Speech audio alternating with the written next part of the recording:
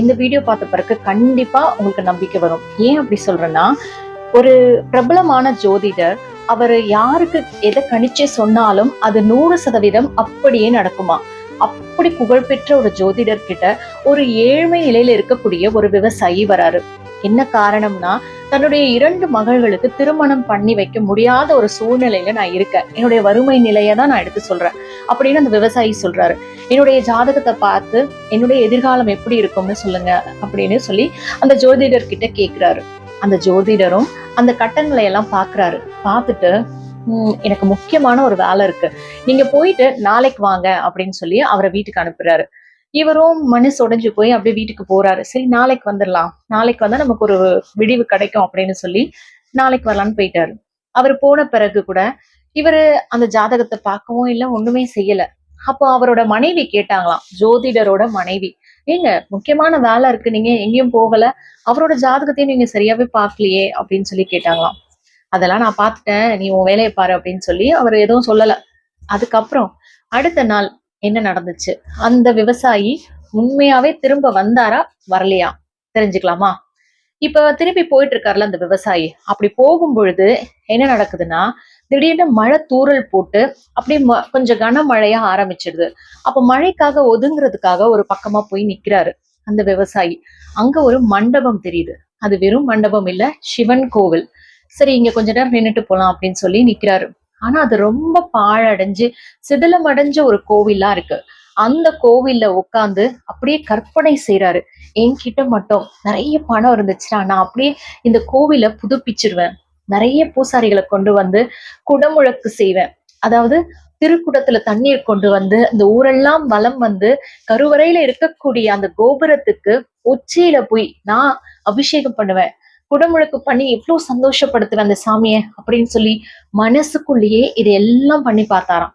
அந்த இறைவனை தன்னுடைய மனக்கண்ணால அலங்காரம் பண்ணி அபிஷேகம் பண்ணி அவ்வளவு அழகா பார்த்து ரசிச்சாராம். இதெல்லாம் நினைச்சு முடிக்கவும் ஒரு சத்தம் கேட்டு கண்ணை விழிச்சு பார்த்தா அவருக்கு எதிரில ஒரு நாகம் படம் எடுத்து நிக்குது. அத பார்த்த உடனே இவரு பயந்து அந்த இடத்துல இருந்து எழும்புறாரு. எழும்பி அந்த மண்டபத்தை விட்டு கொஞ்சம் தூரம் தள்ளி நிக்கிறாரு, ஓடுறாரு. பாம்பு இல்லையா, பயந்து ஓடி நிக்கிறாரு. அப்போ சரிஞ்சிருந்த அந்த மண்டபம், சிதலமடைந்திருந்த அந்த மண்டபம் இடிஞ்சு விழுது. விழும்போது ஒரு சின்ன கல்லு மட்டும் உருண்டு வந்து அவருடைய காலில் பட்டு சின்ன காயத்தோட அவர் உயிர் தப்பிச்சு தன்னுடைய வீட்டுக்கு கொடி நடைய நடந்து போயிடுறாரு. அன்று இரவு தன்னுடைய மகள்கிட்ட இந்த நடந்த விஷயத்த சொல்லிட்டு இருக்காரு. இந்த மாதிரி ஒரு கோவிலுக்கு போனேன், அவ்வளோ மோசமான நிலையில இருந்தது. இந்த கதையை சொல்லும் பொழுதே எனக்கு அப்படியே மெய் சிலிர்க்குது. இறைவனோட அருள் எங்கெல்லாம் எப்படியெல்லாம் இருக்கு அப்படின்றத இந்த ஒரு கதை மூலமா நீங்க ரொம்ப அழகா தெரிஞ்சுக்கலாம். மகள் கிட்ட சொல்லிட்டு மனைவி கிட்டையும் இதை பகிர்ந்துகிட்டு அப்படியே தூங்க போயிட்டாரு. தூங்கி முழிச்ச உடனே அடுத்த நாள் காலையில இப்ப கால் வலி கொஞ்சம் பரவாயில்ல, நடக்கக்கூடிய நிலையில தான் அவர் இருக்காரு. அதனால ஜோதிடரை பார்க்க திரும்பவும் வராரு. வந்து கதவு தட்டுறாரு. திறந்து பார்த்தோன்னே ஜோதிடருக்கு ஒரே அதிர்ச்சி. இவர் எப்படி வந்தாரு, நம்ம சரியா கணிக்காம விட்டுட்டோமோ அப்படின்னு சொல்லி திரும்பவும் அவருடைய ஜாதகத்தை எடுத்து பாக்குறாரு. ஜாதகத்தை கூட அவர்கிட்ட கொடுக்கல, இவரே வச்சுக்கிட்டாரு. எடுத்து பாக்குறாரு. கட்டங்கள் எல்லாம் சரியாதான் இருக்கு, இவர் கணிச்சது சனிதான்.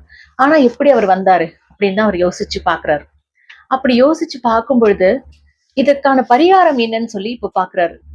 அதாவது ஒரு சிவாலயத்துக்கு குடமுழக்கு செஞ்சா இதுல இருந்து நிவர்த்தி இருக்கு.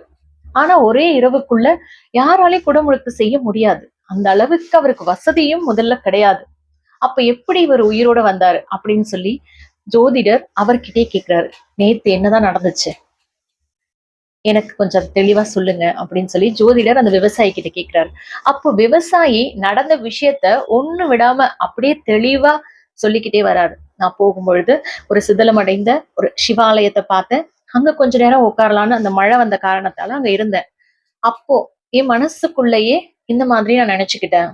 ஏன்னா அந்த கோவில் எவ்வளவு அழகா புதுப்பிச்சா எப்படி இருக்கும், அந்த சிவனை பார்க்கறதுக்கு எவ்வளவு அழகா இருக்கும் அப்படின்னு சொல்லி என் மனசுக்குள்ளேயே கற்பனையில எல்லாமே பண்ணேன் அப்படின்னு சொல்லி அந்த உண்மையை அப்படியே சொல்றாரு.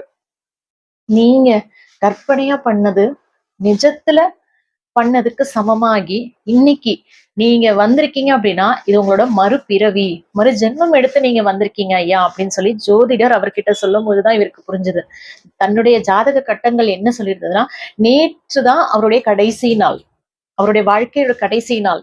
ஆனா மறுபிறவி எடுக்கிறதுக்கு யார் காரணமா இருந்தது? இவருடைய எண்ணங்கள். எண்ணம் எப்படி இருந்தது? இறைவனை நினைச்சுக்கிட்டே இருந்தது.